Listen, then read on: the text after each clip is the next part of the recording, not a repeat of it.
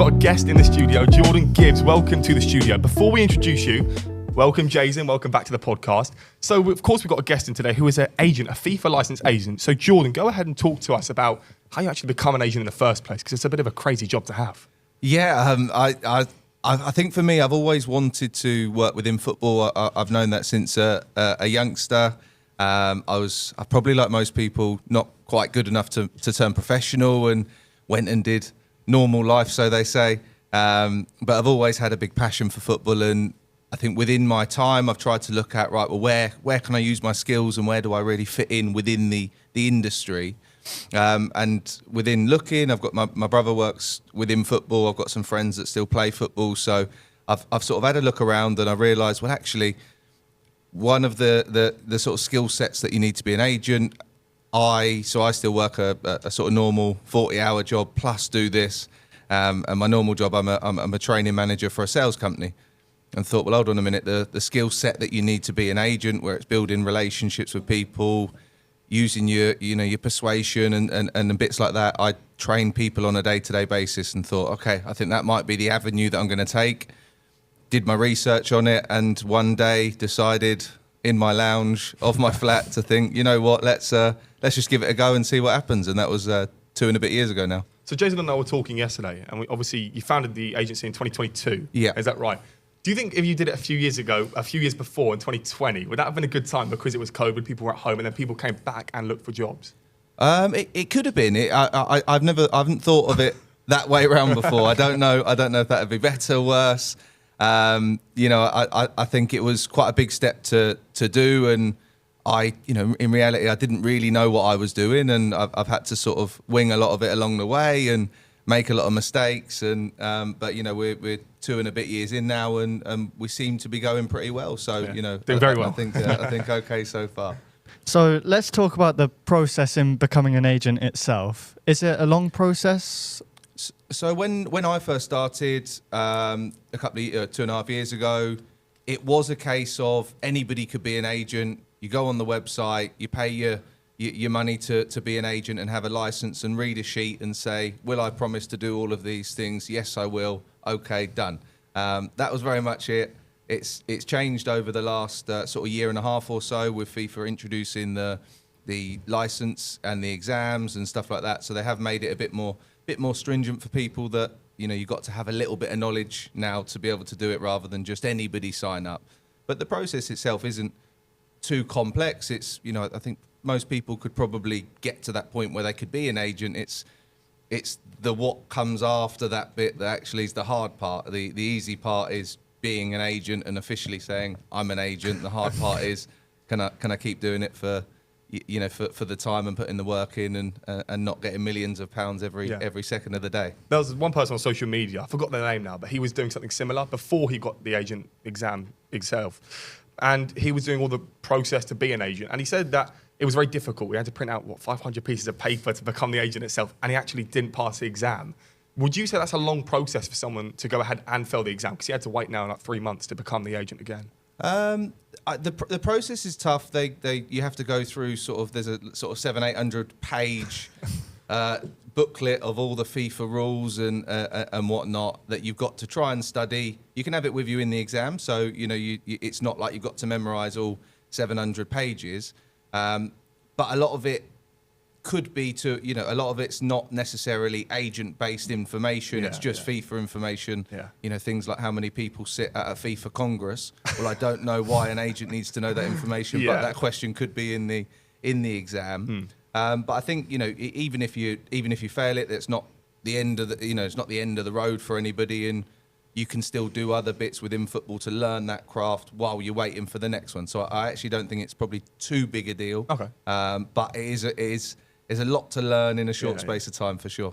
Yeah. So we were just doing our research yesterday, and I remember you told me that your brother was at Hull City? Was at Hull City as a scout? Right? Yeah. So when you were growing up, we want to talk about when you were growing up. Let's start off with that. When you were growing up with your brother, did you both want to be professional footballers? Was that the ambition? That was what we did. We lived and breathed it. I'd never. I suppose I am telling him on a bigger screen now, but he was always a little bit better than me, and I never liked to admit it. And he definitely had an opportunity to get further than I did in football, but he didn't sort of go down that route as well. but he's got in it in a different way, and he's doing really well for himself now. So you've taken the route of agency. Was there any chance of you maybe taking another route in football? I think I looked at the different options and scout being one of them, because there is some similarities between a scout and an agent. And I think when I looked into it and I looked at what you have to do, a lot of people think a scout just goes to watch loads of football games and that's absolutely it, and you're having the time of your life. But actually there's so much more work that goes into being a scout, and the sort of documents that you've got to create, and the what you've got to actually note down, that I thought, not sure that's for me. That might be a little bit too much. But I think the hardest part about being a scout for me would be the fact I can't cheer at the football game. Exactly. Because obviously, Jason, you go Fulham at home and away sometimes. Sometimes. Imagine not cheering for Fulham, but you have to go and be professional and be a scout. Yeah. Bit of a negative, isn't it? That would be quite tough to sort of scout a team that you do like. Yeah. So you go to games, I believe, most Saturdays. Yeah. I'm seeing it on social media a lot. I think you go and see Charles Black. Is that one of your players, right? He's one of our players, yeah. And you go and see him a lot, but obviously you go to loads of games, right? How do you choose what games? I think that's a really good question. I think when I first started, and again, I think the learning that you take from it is I didn't really know what games I should go to. I was just going to games with maybe less of a purpose. And I've sort of got into a routine now where we've got over 20 scouts that work within the agency that go out to games at weekends, because something I realised quite early on is that I can't do it all. And definitely having more eyes at football games is really going to help. So what I sort of try to focus more on now is getting to the players that we've got signed up. I try and focus on getting to their games as much as I can, where the scouts get to, other games that don't have any relation to the agency, where we can try and pick up some new talent. Okay. So when you do go to these matches, to these non-league matches, what do you look for in a player if you want to sign them up to the agency? I think there's a few, I think there's some obvious ones, which is, do they stand out? That they're the, you'll often see a player that really stands out in a non-league game, and you think, okay, they look like they could play a little bit higher. And I think that's the sort of first thing you look at, and as you get into the agency world more and the football knowledge more, you kind of understand, are they good enough to play at a little bit of a higher level or a lot higher level? And that's maybe where you'd focus your energy on. But it's not just the watching them one game and that's it. And I suppose that's where it becomes quite tough, is that anybody could have a good game, but it's, do they do it 10? Can they do it 8 games out of 10? Do they steal that same player? And that's where it becomes a bit more of a longer process. Is you can't just go off of one performance. You've got to then keep going and make sure that is the person that you think it is, as the first step. And then once you've got that understanding that, okay, the level's probably there, you've then got to have a conversation with them and find out about them and their personality and sort of work out, are they the right fit for you, as well as are you the right fit for them? So how many games in then? So you'd watch a player a few times. When would you start to know, I want to kind of sign this up to the agency, but then also decide I'm going to get in contact with them? Is that like 2 phases? Yeah, I suppose it is 2 phases. You want to make sure the players, the level-wise, is the right person for you. So, you maybe see them 3, 4, 5 times and get an understanding of, okay, they've been pretty steady over this period. And then it's that second phase, which you've said, which is that, right, okay, can I go and can I talk to them? Can I have a conversation with them, and maybe a meeting, and get a real feel for them? Because it may be that they're the best player that you've seen in a while, but actually when you talk to them, there isn't that sort of mutual understanding, agreement, and wanting to go the same way, and that happens quite a lot as well. So you're talking about how you approach players. Are there any times where players maybe approach you because they're looking for an agent? That does happen quite often. People will get in contact, especially, I suppose, during the summer, and then again in January. So at the moment, you're busy. It's getting messages left, right, and centre from people. But again, it's working out, are they the right fit for you, and are you the right fit for them? You get quite a lot of players that are playing in Europe, maybe a bit of the lower divisions. They definitely do get in contact quite often, and that then becomes a different sort of challenge and conversation, because then you've got to kind of understand and work out, well, is someone that's playing Sweden Division 3, can you help them out and get them somewhere else in Europe? And it's a different way of looking at things than maybe somebody in the UK. So, what about Brexit? Because I know Brexit was a big thing in 2019, of course. But for players you just mentioned in Sweden, if they are Swedish and they prefer to move to to England, for example, or England outwards. Does that make it harder for you? And if so, how do you do it? Because I know on Football Manager, you need a work permit, which is a killer. I think when you get into more the, especially in the UK market, more the professional game, there is a lot more that needs to be done in terms of work permits and bits like that. I think Brexit's definitely made the process harder. It's harder for players from Europe coming into the UK, and it's harder from players from the UK going out to Europe.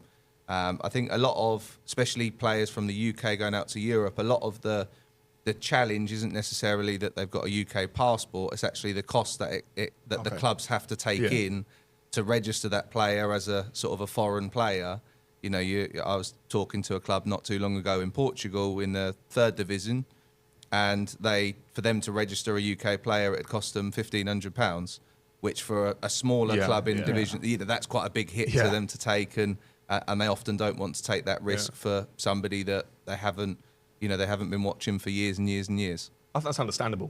Yeah, because I think for a club in Portugal, for example, you have to think about the structure, as you just mentioned, and for a player who, I don't know where they were playing, but they might be able to find a player that's cheaper, not going to cost them as much in Portugal.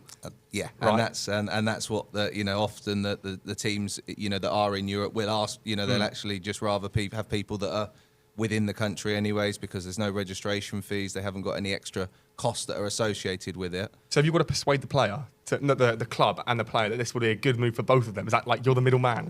And that's where you earn your your side of things as an agent. Is you've got to use your skills, your persuasion, your facts, and really showcase why it's the right move for everyone. And 5% of the time that might work, and 95% of the time it doesn't work, and that's just unfortunately the life of an agent. So, is the process of making a transfer happen as easy as it does seem on Football Manager? Is it just simple as agree a transfer fee? Yeah, we do. Is it as simple as agreeing a transfer fee and then trying to agree contract terms, or is there a lot more to that? There's an awful lot more to it. You'd get in contact with a club. A club doesn't just watch a highlight reel and go, yeah, we'll definitely have them. They then might do, months and months and months of research on that player and really get a feel for them, especially the higher up in the levels that you go, the more time they're going to put into really try and get an understanding of what that player's like, not just on the pitch, but off the pitch as well. And I think you see that a lot, especially in the higher levels. If you look at some of the top tier football clubs in England as an example, often there's players that people won't take. Well, there's a reason why they don't take them. We can all see the quality of that player, but there's underlying other reasons that that I think that people don't get, that people don't want to take the chance on and ruin what they've got at the club already. So people often talk about football players, and specifically men's players. We want to talk about the women's side in a second. But for coaches, for like managers, whether it be Klopp, whether it be someone in the 5th tier or 6th tier, for you as an agent, for example, if they wanted to move up, Mark White at Dorking Wanderers, he said that he won't get the coaching badges if they go to the EFL. Yeah. So if you're his agent, how do you kind of persuade him to take the badges? Because ultimately, he's probably going to take the exam, even though he said what he said. I think that's very much down to the person, and I think you get that understanding from, and that's where I think being an agent, there's going to be some really good agents out there and some not so good that have given a bad reputation to a lot of the agent side of things. I know, often that's a bit of some people think agents as bad, awful human beings, which there's probably definitely some in there, but just like any walks of life. But there's also some really good ones. And I think when you work with somebody, whether that's a coach or a player, you get a mutual understanding between you and them. But ultimately, it's that person's decision on what they want to do, and you're ultimately there just facilitate and support it. And if someone doesn't want to do something, well, I'm not going to force anyone to do it. That's up to you. I can only help you in to the level that we want to get to, and if you're happy there and that's where you want to stay, fine, no problem. Then I'll still be here for you. Perfect. So, how do you deal with a temperamental kind of person?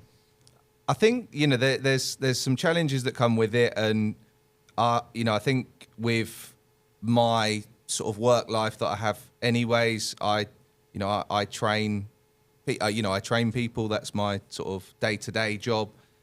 So I'm used to dealing with all sorts of people, personalities, from from really experienced people that that are in their 30s and have had a lot of life experience, or 18 and have just come out of school and don't know anything else. And I think when you do that for a long period of time, you learn how to work with different types of personalities, and sometimes that person that is a bit a bit aggressive or angry, sometimes it's about having that conversation with them and sort of showing them the bigger picture rather than looking short term. And I think a lot of footballers do look very short term rather than look at the long term goal. If you get benched for a game, that's not the end of the world, although it's frustrating for sure. And I'd be exactly the same.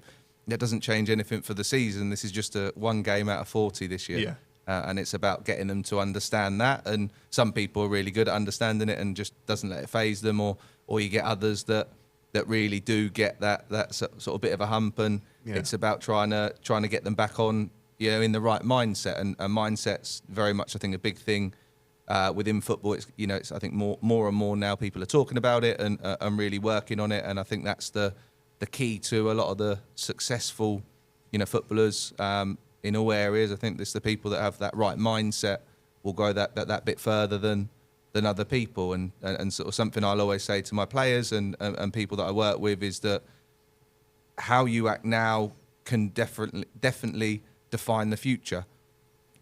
Managers talk, coaches talk. If you're a bad egg in that group because you've not liked a decision, well, when you want to move later on down the line, someone's going to ask that manager, how are they? And they're going to remember these bits that you've done, and that could stop you and really hamper you in the future. And I think that's a really important message for people to remember, is that these things will come back and bite you at some point. So you've always got to, even if you're annoyed with something, you've always got to try and keep it civil and not too bad, because that could stop you. No matter how good you are, that could stop you later on down the line. Well, Jason earlier put on our group chat about Erling Haaland signing a 9.5-year contract, and I was bamboozled. And that's the right word to use. And you just mentioned about player stability and building for the future, but to sign a contract that's 9.5 years long is mental. But if you're the agent, you're living life, right? Yeah. Erling's agent right now, I'm sure will be celebrating somewhere and probably off for a nice holiday this afternoon. But that's a massive contract, longest. I think I was reading this morning, longest ever contract that anyone signed, which shows. I think for Man City that probably shows where they're thinking down the line, and they want him to be the sort of spearhead of what they've got coming up. I didn't see that coming. No, sure. No. None of us did. Yeah, but I think it's a weird one though, because the first few contracts to come up that were maybe 6 or 7 years was Mykhailo Mudryk at Chelsea and Chelsea players. So now City to go and do a 9.5-year contract, we could see Lamine Yamal sign an 11-year contract. Are we losing football in this way? Because as football fans, we want to see players move. Specifically to my club, maybe not to your clubs or the other clubs, but as an agent or someone that sees the game probably a bit better than we do, could that be killing the game somewhere? I think it's more from I think seeing it from an outside point of view. I think it's more stability for the clubs rather than anything else. And I think clubs are, we see it a lot with, we will hear the sort of PSR talk every transfer window go in, and and I think that plays a big part in all of this. I think clubs just want that security of money and knowing that if they've got. Haaland can't just go for a free next year, like because Trent his contract. or Salah or Van Dijk. Yeah. I didn't want to mention that. I was a Liverpool fan as well, so we're hurt quite badly by that, to be fair. But I think it's that stability for the club to know, well, if someone's going to come in and try and get Haaland, well, there's 8 years of his contract left in a year's time, so you've got to sort that out, plus all of the transfers, and they know that they're going to be getting that money back in. And I think clubs are more wary of the PSR rules now and making sure that sort of stability is in. So I think that's probably we might see that more often. Which in turn for the agents of these players will of course be a good thing for them, because they're getting more of their side of things too. Yeah. You spoke about how it can sometimes take months and months for a player to move clubs. What is the longest transfer saga you personally have been involved in? I'd probably say sort of 6 months is probably the longest that I've been in, where cause a lot of people think that it's just right. You find a club that's looking for someone, you send over some details, and then tomorrow they go, yeah, absolutely, bring them in. It's not. It's very much not as simple as that 99% of the time. So I think, a lot of the time people want to see, an agent could say anything to somebody to, and I'm sure they do, to try and get a player moved quite quickly. Whereas actually people won't just take you on face value. They want to see it, the proof in the pudding. And if you're sending over a player and you're saying, right, they've 25 goals already halfway through the season, well, that's good. But then they're going to want to then watch that player, and it may be that they're an absolute goal scorer, but they don't do anything else for the team, and that's not what that team want. And so it's actually the club's really making sure that this player is going to fit in with what they want, and that process is very much down to the club and no one else that can get that process done quicker. So in terms of when you first started the agency, and Jason just kind of mentioned it there, but the first sort of players that you dealt with, how did you, because you were very raw in the game, never had anything like this before for yourself. So to go ahead and first contact the players or them contact you, and then secondly, your first deal that you've done, how did that feel and how did that come about? So once I first got it done, it felt fantastic. It was only a player moving in non-league to non-league, so it's not, I wasn't getting millions of pounds from it or anything like that. But very much the end goal was very much a sense of achievement. Is that and probably a bit of confusion. Like, I don't know how I've just done that, but it's happened. And I think that that first few players that we brought in, we're very much the lower end of non-league, and that's okay, and that's where that they fitted in with their skill set and all of that. And I'll always be very grateful for the first couple of players that really took the leap of faith with me, because that's really what they were doing. I could talk a good game, but reality is they're my first clients, and they've taken a leap of faith with me to say, okay, I'm gonna put my sort of next steps of career in your hands, and I'll always be grateful for them for taking that step, because without the players in the agency, you haven't really got anything. That's true. So when making these deals happen, with working with journalists, is it just simple as reaching out to them and them getting out the story that there's a player available there? Yeah. I mean, I suppose every agent works differently. Some will love to talk to people in the journalism side of things and let people know of deals and things like that, and some don't. And you'll see agents that do stories and try and get I think it was Philigine's agent in the summer, if you remember, just pulled up to Barcelona's training centre and started taking some pictures. He did that the other day, didn't he? He was at Dortmund. I think he might have done the same trick again. Weird agent. But it got the move for Filigine. He got in Villa and back to Villa in the summer, and then he's just gone to Ipswich now, isn't he? So it's obviously there's some method behind the different ways of doing things. And you'll often have people messaging and asking, do I know, have I heard of anything, or anything in the pipeline? But you're sort of depending on who you are. Depends if you want to say that, and I'm sure that two, some people will probably throw in some interesting stories that they've maybe just made up just for something to get out there. So because I was actually contacted a few months ago. I'm not going to mention the name, but it was something very similar where they were asking to write a story, and then.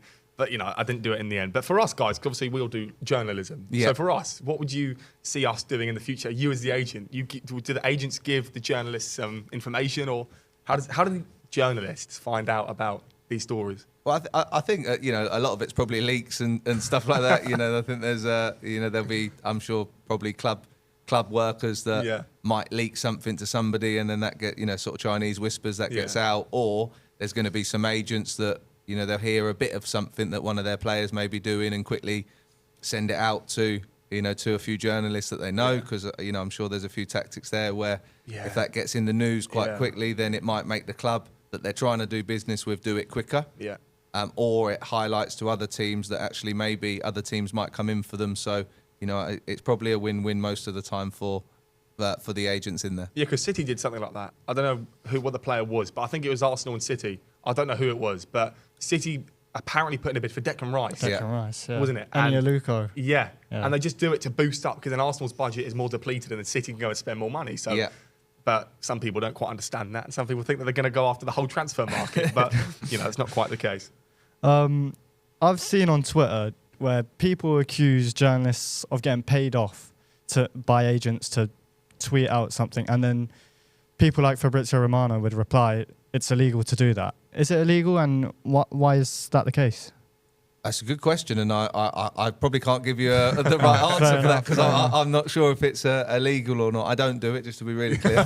But yeah, I think Fabrizio's obviously quite a unique character, and is sort of here we go. Slogans sort of really. Well. He's done really well from. And he's obviously got a wealth of contacts within football. And I think in any area of sports, or specifically football, that people want to get into, the one thing I learned quite early on in just being an agent, it's all about who you know, rather than actually the knowledge that you have. I actually think knowledge is useful and really important, but in this sort of game, it's the who you know part that really defines whether you're going to be successful or not. We always go back to Football Manager on here, and I'm sorry to keep mentioning it, but so I did a non-league save. I think it was with hashtag, or maybe in Gibraltar I did one as well, but it's all quite similar, where the players don't have contracts. They're just on. Is it kind of you sign for the club, and if you score, you get a few quid a week? That's how it goes, right? Is that correct? So I think a lot of non-league teams will work very differently. Okay. But most will be in the same boat, which is they'll be paid weekly. So if you play, you get paid. Okay. There might be other bonuses in there, so there might be 50 quid if you get a goal, or 30 quid if you get a clean sheet. Yeah. But it is very much, most non-league teams, sort of semi-pro teams, will just be a pay-as-you-play sort of contract, and it means that as a club, there's no commitment there that if they don't want to play you this week, they haven't got to pay you anything. Do you agree with that? Because I know, like TNT Sports, they do a lot of non-league stuff. You go down a few more divisions where it's proper non-league. Do you think that will ever change where it'll be on TV a bit more, meaning clubs get more money to pay their players on contracts? Does that really affect anything as well if these players are on contracts?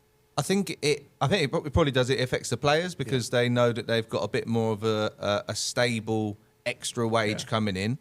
So I think that helps them. But then it can also, for a club, that's quite a big risk because it means that they're now tied into having to pay X amount of money. And as we see with a lot of clubs now, you hear about the stories of clubs going into administration or overspending, or even a lot of the teams in the FA Cup, the non-league teams that are getting further on. Well, that money that they're getting is meaning that it's keeping them afloat for another few years, which is actually quite concerning that they're relying on a bit of a lottery of the FA Cup to do really well to keep them where they want to be. And so I can't see it changing. Okay.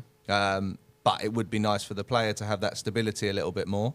But I think that is just non-league, and until you get to a professional contract, and or even full time, which a lot of the National League North and Souths now, a lot of them are all full time, which then is a contract. It's a bit more of a stable wage and stuff like that. In the majority of the professional game, the transfer windows are split into two: the summer window and the winter window. Is there any difference between the two in terms of how the transfers occur? I think in January there's less that normally happens because you've only got that month to do it in as a club. You haven't got as long, and I think clubs are less willing to take the risk because they haven't got as much time to make sure that player is the right for them. So you'll often see sometimes a panic buy in January more than a really secure. We've been studying this player for years and years and years, and we know they're really going to work. And we'll see it in even the top levels. In the Prem, you'll see how many clubs will just get a panic last minute. We need something, so let's just get something in, rather than be able to spend the time to really make sure that they're right for them. I know it's a big risk for a club, and also players are normally more expensive in January because clubs don't want to part with them midway through the season. So there's an opportunity for clubs to put the prices up a bit. Yeah, like Darwin Núñez is now worth apparently £80 million. Is it? Okay. Do Arsenal want him? I think we'll be all right. Thanks. So in terms of you being, obviously you mentioned a part-time agent, right? We were kind of discussing this yesterday. We were a tiny bit unsure. So obviously when you deal with your players, you can talk to them on a day-to-day basis. Being part-time, that obviously plays a part. Obviously you're doing your work elsewhere. So do you think that hampers you being 100% an agent? Does that make sense? So I understand the question, and I think it.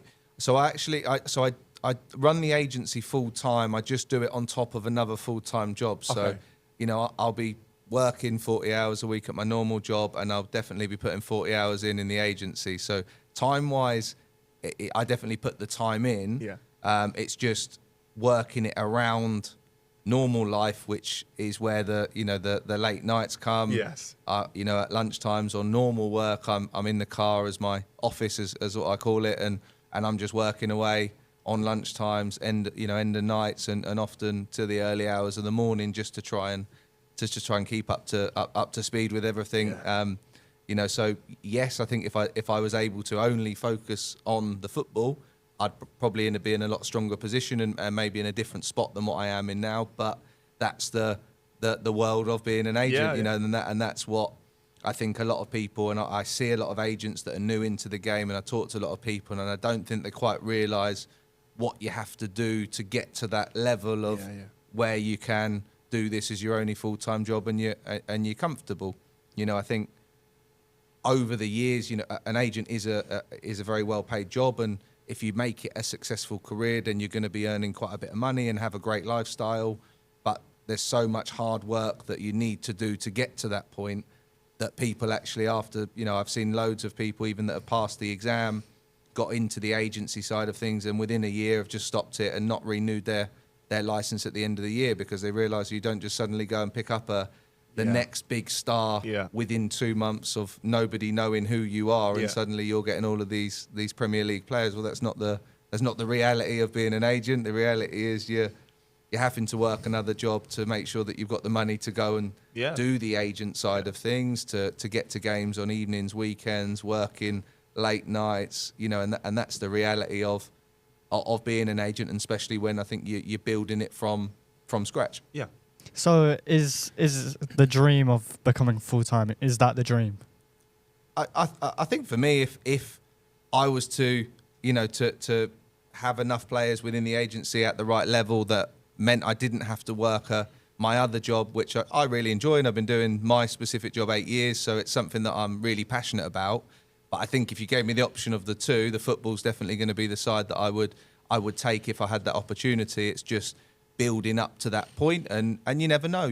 I may do this for 20 years and I never quite get to that point where I can do it as my only full-time Hopefully job. not. And I hope not. And I'm very much a believer in the hard work will get you there eventually. And I think I've got through the tougher times where I really didn't have a lot going on, to now we're in a really solid spot, and hoping that in the not too near distant future that something happens and you get a bit of luck. And I think that's what you need in a lot of walks of life. You do need that little bit just turning your way, that one player that plays in the championship to have seen you and reach out to you because they're looking for a move, that just happens to not have an agent at the time, or something like that really sort of sends you into that next sort of level. And I think that's where we're at the moment. So in terms of you going to these games then, and it's always a bit of a regret of mine, because I know a few people here, they'll tell me on the day, I'm going to go to this game. I'm like, you could have told me, I would have bought tickets. But for you, obviously non-league's a bit harder to communicate, to find out who's playing when. So is your calendar full for the next month of games where you want to go to? And obviously they play Tuesdays and Saturdays. So what ones do you pick? And I suppose that's the hard bit. I think now that I try and focus of just getting to our players' games, to have that, you really build that relationship with our players and get a feel for how they're getting on, I think it become a little bit easier for me. So now it's a bit more structured. I know that I'll get to one of our players' games this week, and if some of them's on a midweek, then I'll try and get to them as well. Whereas the other scouts that we've got working for the agency, they can dart off and get to lots of different games at the weekend, and they can do that bit for me. So that's probably taken a bit of pressure off of me, and a bit of what am I doing this week? Where am I going? Who am I seeing? And and that's, especially to start with, that was very much I don't know where I'm going. There's 100 games on this weekend. I don't know which is the right one to get to. Yeah. So deadline day is probably, for all football fans, one of the most exciting days of the footballing year. How busy are you on deadline day? I think for me, because I work, especially at the moment as well, I work a lot of non-league rather than the football league. there isn't, I think in that world it's a little bit different because there isn't a specific transfer window. So in non-league, you can't just only sign players in the summer and then only in January. They can sign all the way up to normally sort of February or March. So that's kind of just a constant cycle of things happening every single day, and you haven't necessarily got that pressure. But I think on deadline day, I don't think it's as busy as people tend to see from the outskirts, not from an agent point of view, because I think most of it's done before that day. Okay. I think you get the odd one where there's that last minute through the door, but that's actually becoming less and less now. You think about a transfer. I remember the days before I even did this where you used to watch. I'd make sure whatever I had on transfer deadline day, I haven't got any plans that evening. I'm watching Sky Sports News from 6 o'clock in the evening all the way to 11, and used to get the odd little surprise that come in. Yeah. Whereas now you don't get that as much because clubs are a little bit different on how they're thinking about ultimately spending their money and making sure it's going the right way. So I actually don't think it's quite as busy as it definitely used to be, and maybe necessarily as it seems on TV. I think the club staff are probably more busier than agents and other people in football. That's definitely a downside, because I remember watching it a few years ago and I was waiting for it to happen. I was sitting there for like an hour and they were just talking about signings that were made a few weeks before, but nothing actually happened on that day that I remember too heavily. But the last time that we spoke, you spoke about getting female players on board, and I know that you've been putting it on social media recently. Has there been any updates on that? I mean, I know that game's progressing so much, right? So as an agent, you were like, this is the right time to do it. Yeah. And I think when we spoke, I'd sort of said I wanted to make sure that I understood how to be a great agent first before jumping into an area that maybe I didn't have as much knowledge on. And I think we've really come on leaps and bounds. I'm talking to a lot more female players now, getting to more games. And I have got a specific set. We've currently got 7 scouts at the moment that just specifically solely go out and watch women's football. So we're really moving in the right direction. We're talking to some players that are playing in the Championship, the National League, and hoping to bring on a few in the not too distant future. And I suppose again, it's a little bit like when I first started the agency in the first place. It's somebody taking the leap of faith with me to believe that I know what I'm doing and give that chance. But yeah, we've helped a few along the way, and we've got a few up and coming ones that likely will be signing in the not too distant future. So good luck with that. Thank you. So whilst we're at it in the winter transfer window, apart from City, who have brought in a couple players, do you think that this whole saying that the January transfer window has in a way fallen off, do you think that's sort of true?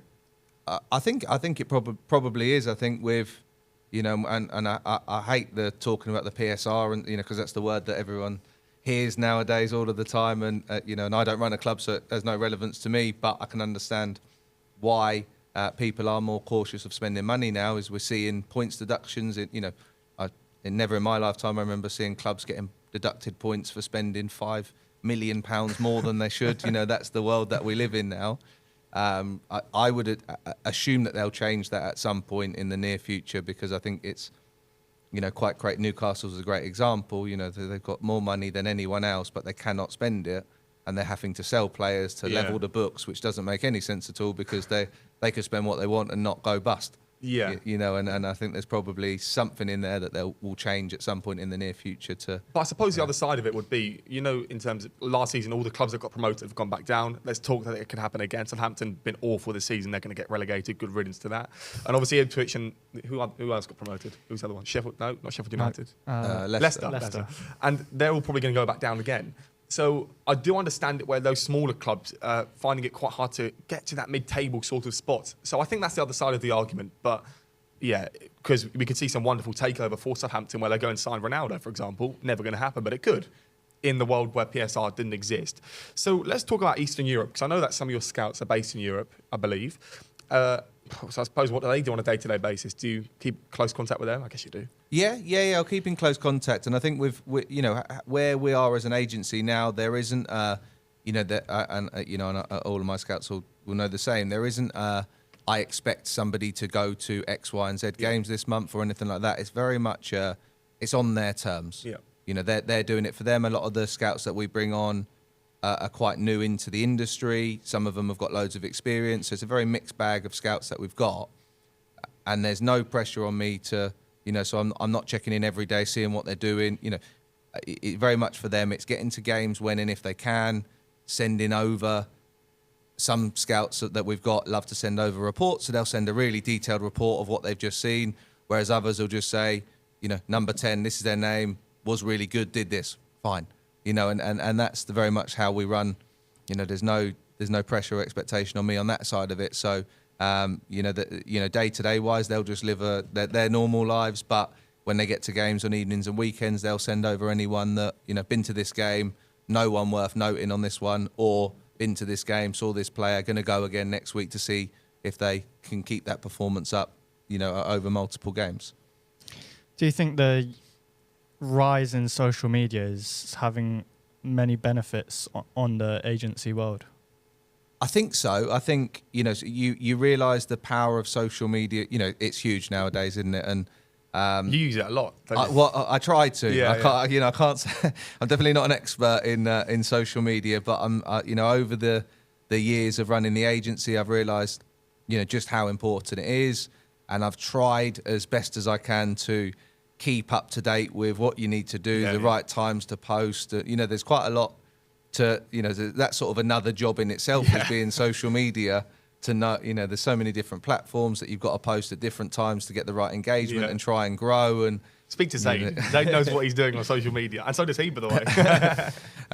But yeah, I think I talk about that quite a lot in sort of day to day. That that you see a lot of these rich people on social media, and a lot of people just think, oh, all they do is just post that social media post once a day, and that's it. But I can assure you, there's tons and tons of hours of work and hard work and reminders and editing and that goes into all of it. But yeah, I think within our world, social media is definitely key, and I think that's where the world of football's changed quite a lot. Is that I think if you looked probably 20 years ago, it's all through talking to people face to face, having that sort of interaction. Whereas nowadays, you can do a lot of it over social media first to get that first touch point before you then do maybe have a meeting or anything like that. So I think over building an agency, I think it's really helps having the social media side of things, and I think it means that you can get to more people than you necessarily would be able to speak to in a normal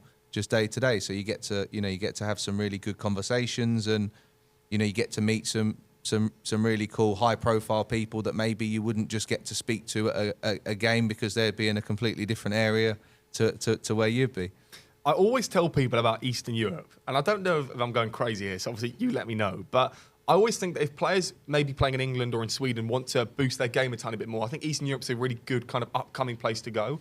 Romania specifically, or Bulgaria, these kind of places. And I know that there is corruption in places like Greece, which maybe hampers moves. But in terms of going to Eastern Europe as an agent to give players over, do you agree that Eastern Europe's a good place to go and play football to a high level? I think that everywhere's got their pros and cons, and I think there's definitely some pros of going out into Eastern Europe to go and play. I think the levels are definitely getting a lot better. I think as a player, they'll really be able to enhance their game depending on, I think, if it's the right fit for the person, and I think that's very much what a lot of football is actually. I think most people could improve and really really progress. In most countries, really, that where you've got that professional level of football, I think it's very much just down to the player being the right fit for the club for that to work. And even if it's the right fit, doesn't mean it's going to work. And we think about it in top level football. How many signings do you see, and they're going to be absolutely amazing, and it just doesn't quite work out for that person at that time at that club. And that's just the way of the world. But definitely definitely say there's some pros of going out into Eastern Europe to play. But again, there's no guarantees, and that's the fun or not fun with football, is that you just don't know.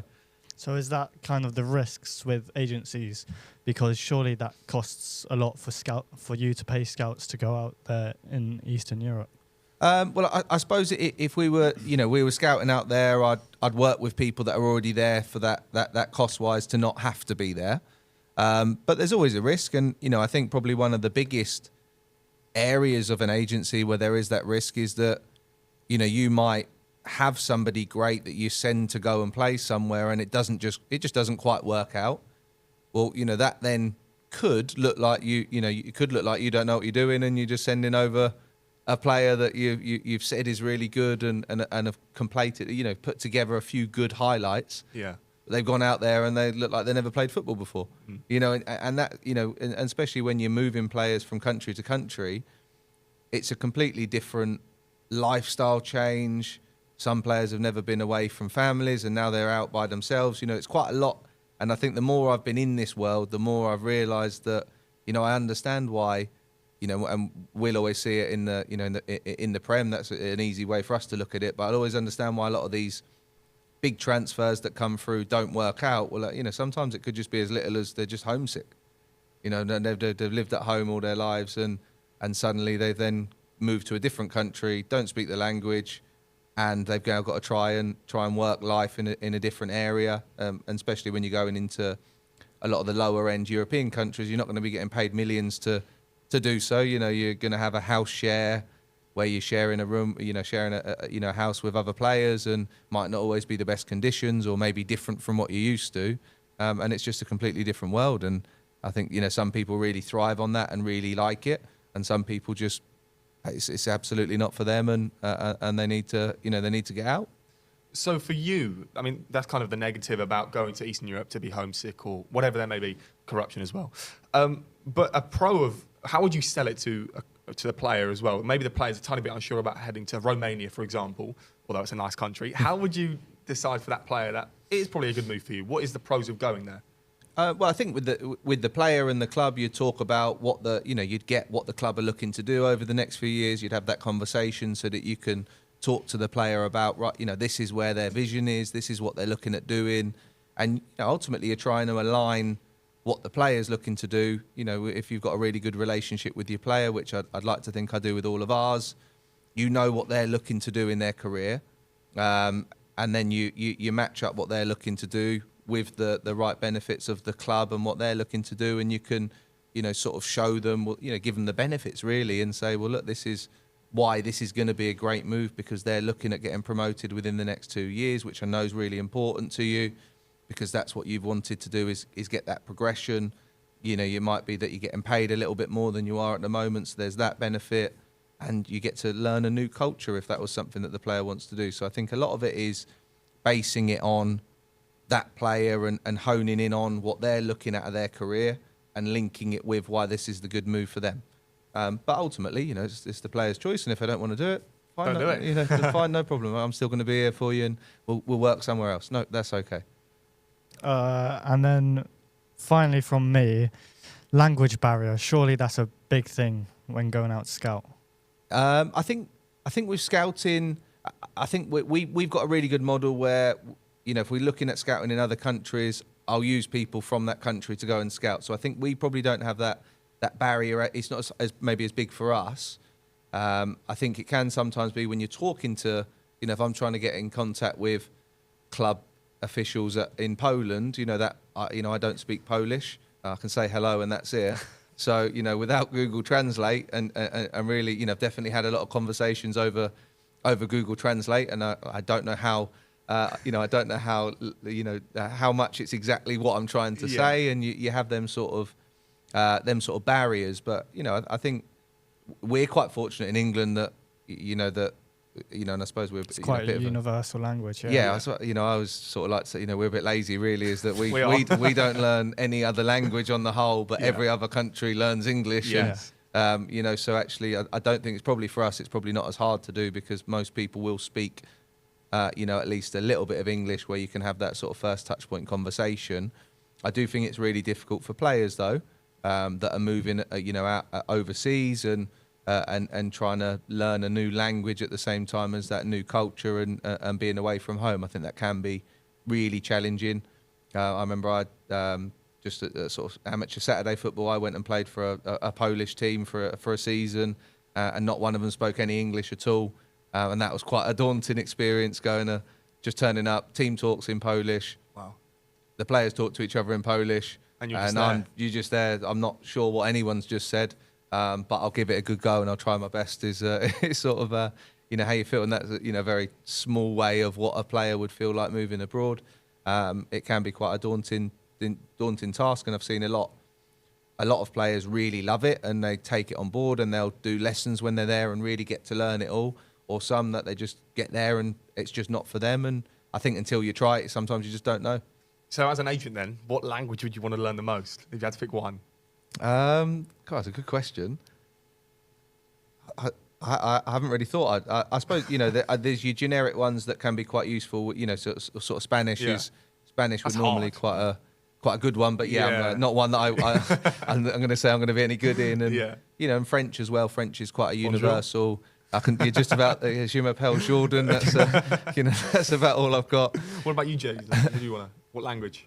Oh, I don't know. I'll just say Spanish. It's the easy one, isn't it? Yeah. I mean, I got 8 in French GCSE. Okay. So you're good at French. But that's about it. So you can beat us in the French I've test. forgotten most of the material anyway. Okay. So I can take you to. I'm doing the Paris Marathon this year, so I can take you with me to there, and you can you navigate me around. Good luck with that. So actually, speaking of that, so doing a marathon is quite something, and you're doing work for that now. How many months of training? So I've done London Marathon 3 times previously, but when I've done it before, I've always sort of left 2 years in between doing the next one. Because it is, as much as it's a great experience, it is a bit of an ordeal. And for 2 years, is it damage your body for 2 years? Probably not quite 2 years, Okay. but it's not something that you always want to do, quite often. Whereas this year, I really wanted to think of a new challenge. I quite like challenges, so when I launched the business just over 2 years ago, sort of my New Year's resolution. That first year was, I gave up alcohol, and it was, I went in with that and thought, right, let's give that a go for a year, and really liked it and have kept that going since. So that's now just sort of a permanent fixture in my life. Whereas this year I thought, right, what can I do that's really a bit crazy, but will really get me focused in? And, and I thought, well, let's sign up to the Paris Marathon. And then 2 weeks after that, I've also signed up to Manchester Marathon. So Wow. I'm doing 2 in 2 weeks You're on this tour. year. So, I'm not sure how well any of my body's going to be in May. But, in April, I should be sort of hobbling around. And then you do another marathon in like Belgium or somewhere like that. Yeah, I think that might be my days up for that. But the training's quite tough. And again, it's an extra layer on top of an already busy life, is that you now got to plan your runs around. We're sort of 2 weeks into the month and I've already done just under 50 miles already. Wow. So on top of that, and working, and then agency and trying to have a social life is it's That's the hardest part, by the way, having a social life when you've got something that you focus on. Is that what happens with you? You find it quite hard to do that? I try and manage my time as well as I can. I'm quite structured in what I do, and I play quite a lot of sort of team sports throughout the week as well, just to sort of add into my busy schedule. Mad. So I still I play for like a pool team. I play for a snooker team. Is snooker and pool the same thing? So snooker pool's sort of what you'd see in a pub. That's a quick game with reds and blacks I'm not very normally. good at that, by the way. Whereas snooker's a bit more of a drawn out. Bigger table, smaller pockets. So I still have that sort of social element. I still try and see sort of friends and family as well when I do get a few hours here and there. But it's definitely, you've got to be really good at managing time and probably having an understanding friendship group that know that you're not just there at the drop of a hat, and sometimes you maybe need to plan time in rather than you can just text me now and say, can you do something tonight? Not always quite the case. Last thing from me, obviously there's a few players since we had our interview that I've got on board, and I thank you for that. That's okay. One of them being Daniel Reid, who's obviously, he is a professional footballer. And when did he make the transition from semi-pro to professional under you? Was that right? He was with me when that sort of process happened, and he went out and played abroad. Yeah.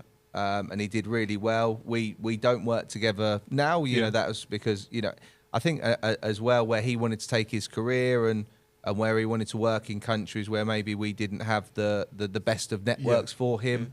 It was absolutely the right move for both of us to sort of say thanks very much, but we'll call it a day there, and that's very much what happens in this world. But he made that transition from playing in America, came over to England and played non-league here, and then got that opportunity to go and play sort of low-level professional abroad, and he did really well in the time that he was out there, and I still sort of keep an eye on him on social media and stuff, and just make sure that he's still doing well now, and he seems to be doing really well. Yeah. So yeah. Last thing, and I know I just said that. Last thing, what is the highlight that's been in your journey as an agent? Because I know that you've dealt with professional players, but what would you say is the number one thing that you've done since becoming an agent?